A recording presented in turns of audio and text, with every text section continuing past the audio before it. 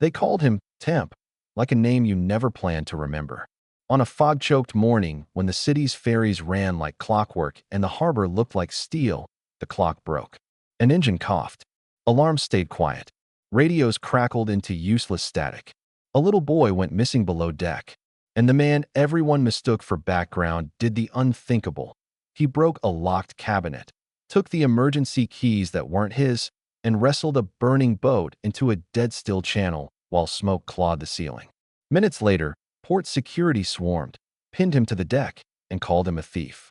Then a Coast Guard medic pulled the captain aside, and what he said froze the man in place. What happened next stunned everyone who thought they knew who mattered on that ship. Before we go any further, if this is your first time with us, we'd love for you to hit that subscribe button. Your support means the world to us and helps us bring you even more powerful stories.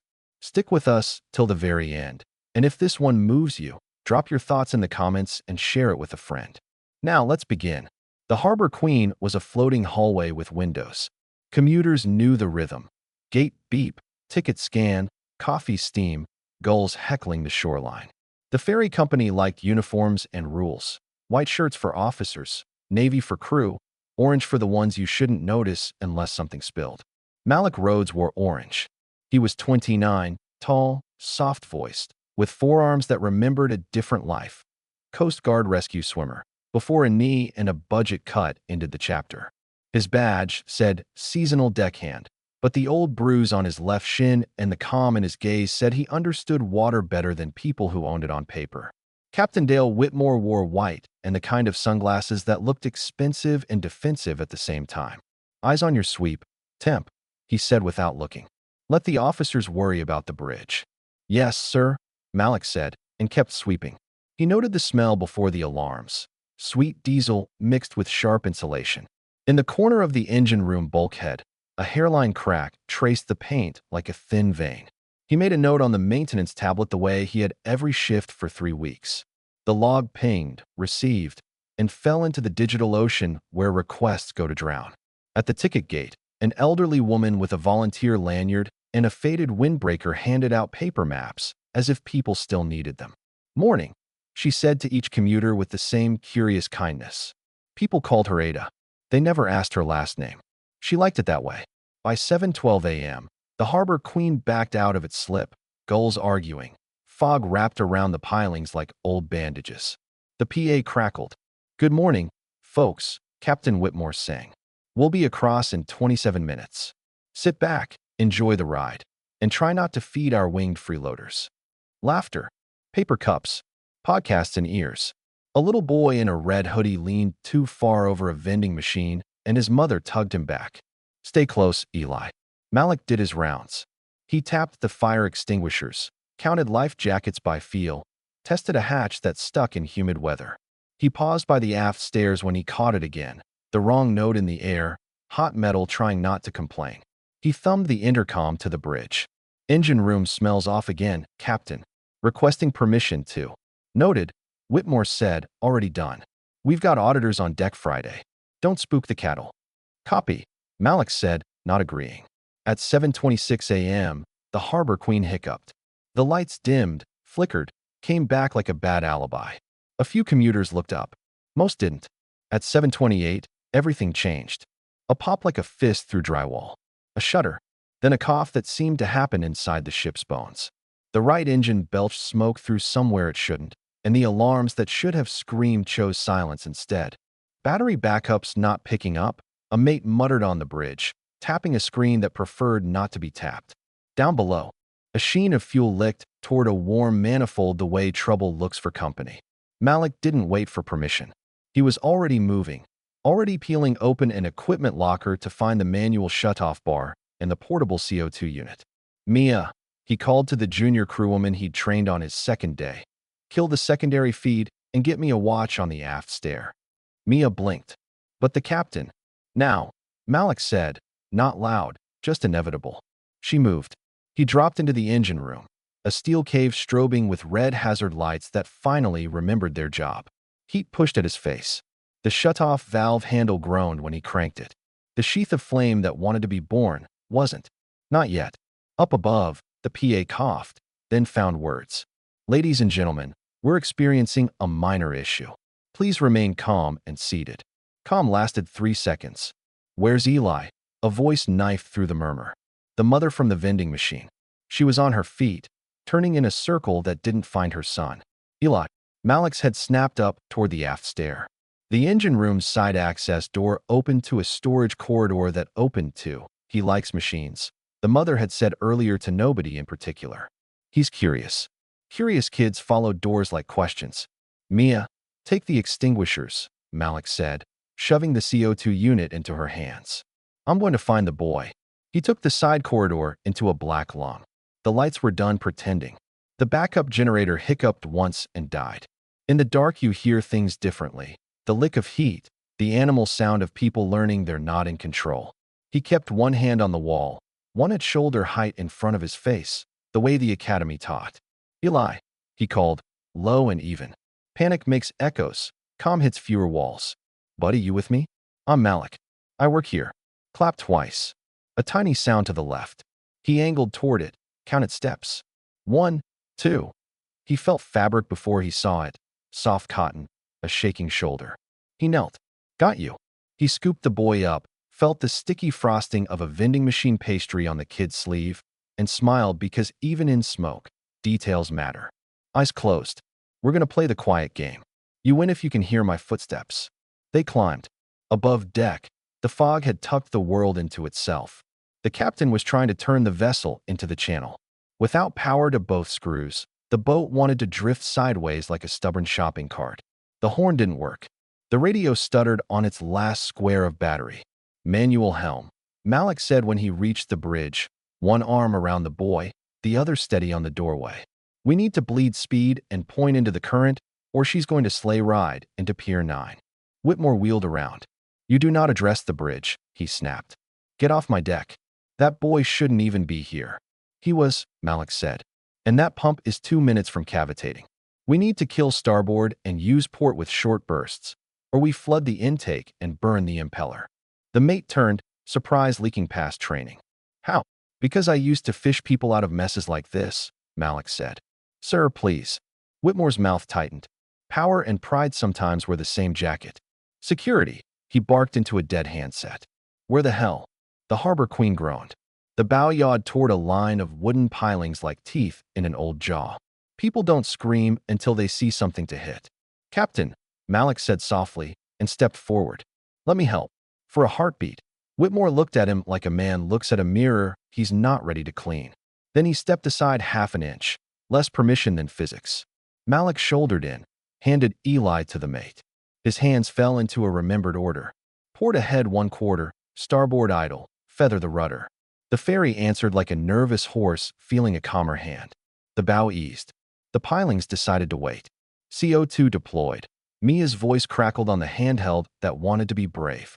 Secondary feed is cold. Heat localized starboard. But we've got smoke in the passenger cabin. We're venting, Malik said, already sliding the side window and popping the forward hatch to draw the draft toward the bow. Air moved. The smoke followed the promise of escape. Harbor Queen, this is port control. A voice finally found them. We show your AIS dead. Confirm status. Whitmore grabbed the mic, mouth dry. Minor issue under control, he said automatically.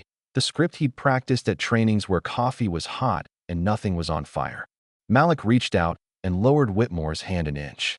Port control, he said. Harbor Queen, propulsion compromised, electrical intermittent, possible engine room hotspot contained, requesting priority approach and Coast Guard medical on arrival for pediatric smoke inhalation.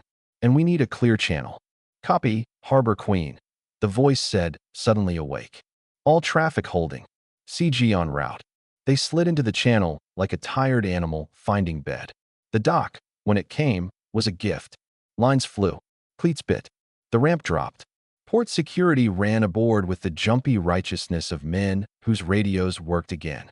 Who accessed the emergency cabinets? The lead demanded. His eyes found Malik's orange. You. Hands. He saved my son, the mother said, voice shredded. He stole keys, the officer said, as if both could be true and only one mattered. Let him. Mia started, and shut her mouth when 2 more guards flanked Malik and spun him toward the deck. They cuffed him with the careful speed of people who didn't want to look like what they were doing. Coast Guard medics threaded past with their own brand of urgency. One knelt by Eli, listened to his lungs, nodded. Mild smoke inhalation. Lucky kid. A second medic ducked into the engine room, climbed back out, and walked to the captain. "Sir," he said, voice calm like a blade. "Whoever shut down that feed and vented the cabin prevented a flash.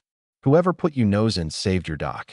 Protocol or not, that deckhand kept your passengers from becoming a headline you don't come back from." Whitmore didn't answer. His mouth had become a straight line people mistook for leadership.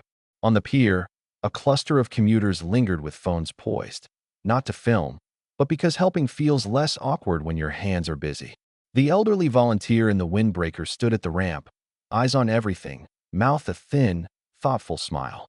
By noon, the city had a story. It was the wrong one. Ferry worker detained after unauthorized access. The Chiron said while B-roll showed smoke that looked worse than it had been and men in uniforms that looked kinder than they had been. By 2, another story pushed back. Parents posted, "This man carried my son." Someone from the upper deck uploaded a shaky clip. Malik at the wheel, voice steady, the boat listening. Comments bloomed like honest flowers through sidewalk cracks. Not enough yet. Not the ones with microphones. At 4, a press release surprised everyone, including the ferry company's PR team. A community town hall, at 5, on the dock, open to press. People came because work was over and drama wasn't. A makeshift podium. Microphones in a clump like curious birds. Captain Whitmore stood 3 steps behind the mic with a lawyer's shadow at his shoulder. Beside the podium, the elderly volunteer in the windbreaker adjusted a pin on her lapel. 2 silver gulls in a circle. A few older dockhands shifted when they saw it.